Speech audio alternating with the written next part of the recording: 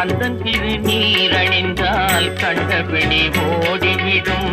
புந்தகங்கள் மாறி இன்பம் குடும்பத்தை நாடி வரும்.